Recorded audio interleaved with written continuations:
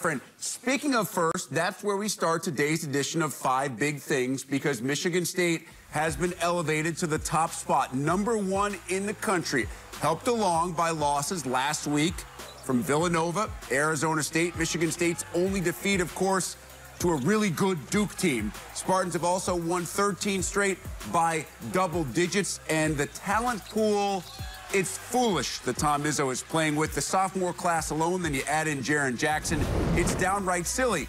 They're #1, and Izzo loves it. He says, I think there's a lot of teams that could be #1, but I love the bullseye. I think Duke is as good as anybody. I still love Nova, but you know what? We've earned our keep to take our shot at it for a while. The key is to not just get there, but stay there and up there. We understand that. I just think it's a plus for players to feel like what they've done so far gets rewarded. How they handle it will speak volumes to what our near future is like.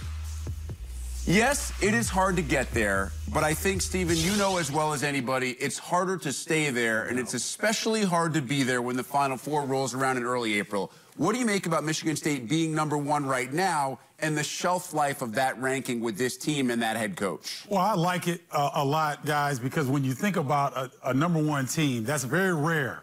I was #1 for 1 week, and then we went to Minnesota and got popped. And so the thing is, you're going to get everyone's best shot.